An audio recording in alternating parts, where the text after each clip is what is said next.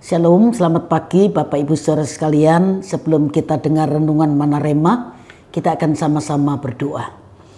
Bapa, mengucap syukur buat kesempatan kami masih boleh mendengar kebenaran firman-Mu. Tuhan, urapi hamba-Mu dan urapi kami semua, supaya baik yang menyampaikan maupun yang mendengar sama-sama beroleh berkat daripada firman Tuhan. Terima kasih, dalam nama Tuhan Yesus kami sudah berdoa. Haleluya. Amin. Bapak Ibu Saudara yang dikasih Tuhan, pagi ini kita sampai pada abjad M dan kita akan belajar tentang mana. Keluaran 16 ayat 31 dan 35. Keluaran 16 ayat 31 dan 35. Umat Israel menyebutkan namanya mana. Warnanya putih seperti ketumbar dan rasanya seperti rasa kue madu. Ayat 35, orang Israel makan mana 40 tahun lamanya, sampai mereka tiba di tanah yang didiami orang. Mereka makan mana sampai tiba di perbatasan tanah Kanaan. Setelah keluar dari tanah Mesir, bangsa Israel harus melalui medan yang berat dan kelangkaan makanan selama 40 tahun sebelum menginjak tanah Kanaan. Yosua 5 ayat 12 berkata, lalu berhentilah mana itu pada keesokan harinya setelah mereka makan hasil negeri itu. Jadi orang Israel tidak beroleh mana lagi, tapi dalam tahun itu mereka makan yang dihasilkan tanah Kanaan. Setelah mereka sampai ke tanah Kanaan, ya, Alkitab berkata berhentilah mana itu dan mereka makan hasil negeri itu. Ya, selama itu pula Tuhan menunjukkan penyertaannya, yakni dengan memberikan kepada mereka roti dari surga yang kemudian disebut mana. Dari sini kita lihat pemeliharaan Tuhan yang sambung menyambung, ya. Selesai mana, mereka makan hasil negeri itu. Jadi tidak perlu khawatir, ada Tuhan yang sanggup memelihara kehidupan kita. Lalu apakah mana itu? Menariknya, bangsa Israel yang menerimanya pun awalnya juga tidak tahu apakah makanan itu. Tetapi respon mereka itulah yang kemudian menjadi cikal bakal nama roti dari sorga ini. Beberapa ahli percaya saat orang Israel melihat roti itu, mereka berkata dalam bahasa Mesir, mon, yang artinya apakah ini? Keluaran 16 ayat yang ke-15. Ketika orang Israel melihatnya, berkatalah mereka seorang kepada yang lain, apakah ini? Sebab mereka tidak tahu apa itu. Tetapi Musa berkata kepada mereka, inilah roti yang diberikan Tuhan kepadamu menjadi makananmu. Jadi roti misterius itu disebut mon atau mana.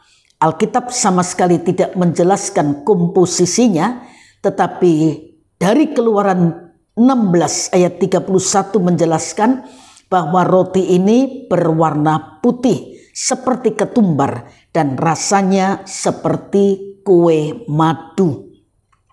Bilangan 11 ayat yang ke-7 dalam bahasa Indonesia sehari-hari berkata, roti ini seperti biji-biji kecil dan warnanya putih kekuning-kuningan.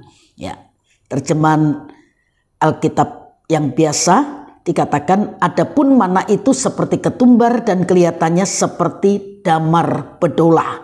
Sedangkan Mazmur 78 ayat 24 dan 25 menyebutnya gandum dari langit dan roti malaikat. Saya baca Mazmur 78 ayat 24 sampai 25. Menurunkan kepada mereka hujan mana untuk dimakan dan memberikan kepada mereka gandum dari langit. Setiap orang telah makan roti malaikat. Ia mengirimkan perbekalan kepada mereka berlimpah-limpah. Bapak Ibu saudara sekalian, meski demikian, yang jauh lebih penting daripada penampakan fisik mana adalah makna yang mana bawa. Dapat dikatakan mana adalah representasi dari Tuhan Yesus. Setelah Tuhan Yesus memberi makan 5.000 orang laki-laki saja, Tuhan Yesus mencoba mengalihkan perhatian mereka dari roti fisik itu ke roti hidup. Tuhan berkata, aku berkata kepadamu, sesungguhnya bukan Musa yang memberi kamu makan roti dari sorga, melainkan Bapa-Ku yang memberikan kamu roti yang benar dari sorga. Akulah roti hidup. Barang siapa datang kepadaku, ia tidak akan lapar lagi, dan barang siapa percaya kepadaku, ia tidak akan haus lagi. Sayangnya mereka tidak bisa mengalihkan pikiran mereka dari makanan fisik itu untuk kemudian menyadari pentingnya kebenaran rohani yang Tuhan sampaikan. Mereka lebih peduli dengan perut mereka daripada keadaan jiwa mereka. Allah menyediakan mana untuk menyelamatkan Israel dari kelaparan. Allah sudah memberikan Yesus Kristus untuk keselamatan jiwa kita. Mana fisik menyelamatkan Israel dari kematian fisik, tetapi mana rohani akan menyelamatkan kita dari kematian kekal. Itu sebabnya dikatakan, Bapak Ibu Saudara sekalian, manusia hidup bukan hanya dari roti saja, tetapi dari firman yang keluar dari mulut Allah. Nah, pelajaran lain yang bisa kita ambil, Tuhan itu tidak pernah membiarkan Israel kelaparan, tapi dengan cara yang ajaib Tuhan memelihara mereka. Sebab bagi Tuhan tidak ada perkara yang mustahil. Itu sebabnya Bapak Ibu Saudara sekalian, disiplin diri mengawali hari yang baru dengan menikmati firman Allah yang menjadi kekuatan dan penuntun hidup kita langkah demi langkah, supaya kita bisa terus berjalan dalam kehendak daripada Tuhan. Tuhan memberkati Bapak Ibu Saudara sekalian, dan mari kita sama-sama berdoa.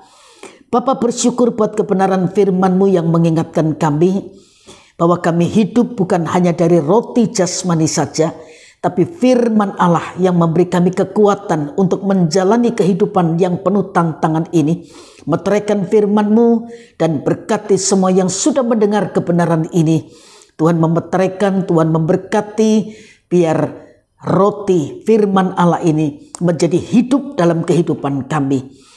Apapun yang akan kami lakukan sepanjang hari ini yang sesuai dengan kehendak Tuhan, kami yakin Tuhan memberkatinya. Dalam nama Tuhan Yesus kami sudah berdoa. Haleluya. Amin. Selamat pagi, Tuhan memberkati Bapak Ibu Saudara sekalian.